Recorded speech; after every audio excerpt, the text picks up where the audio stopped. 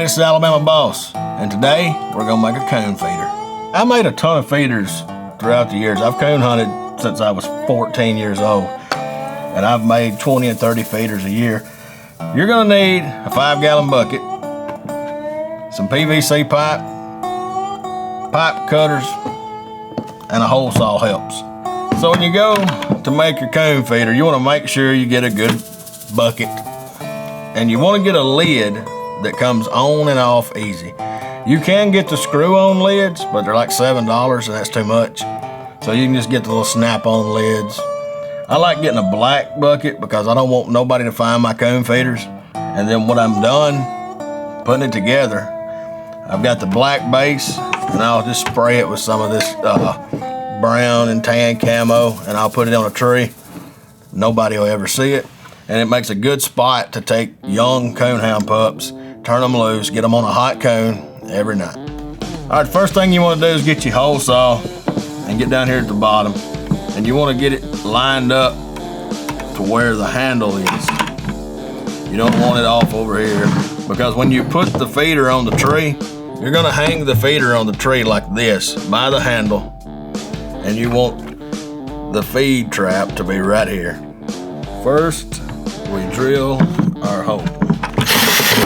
I like to drill my holes a little bit small, and then what I'll do is heat this up and then push this through. That way it's a real tight fit and there's no water leak. Be careful as to not burn yourself. Now the bucket is on fire, and that's perfectly fine. Now, see? Just like I wanted it. I'm using an 1.25 inch pipe right here.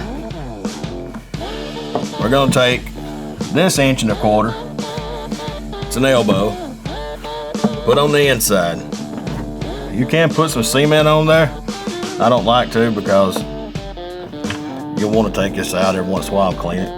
This is how you want it to look on the inside. That way the feed goes straight down in.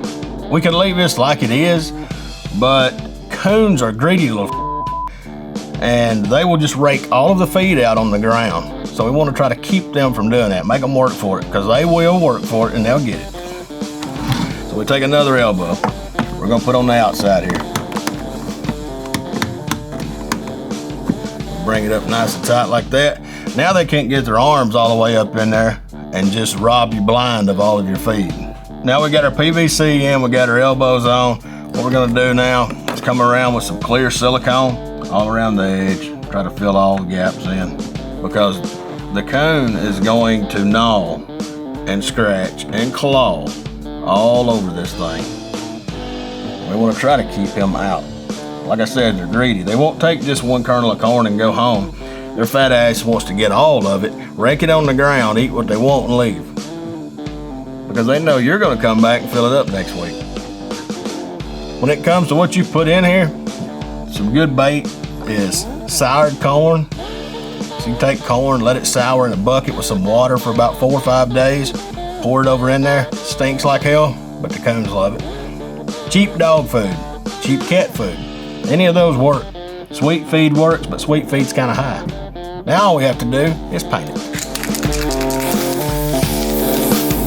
Ta-da! All right, there you have it. That's the Alabama Boss coon feeder. Any of y'all coon hunters out there, or any hunters that make your own feeders, I'd love to hear the comments, see your ideas, post them below.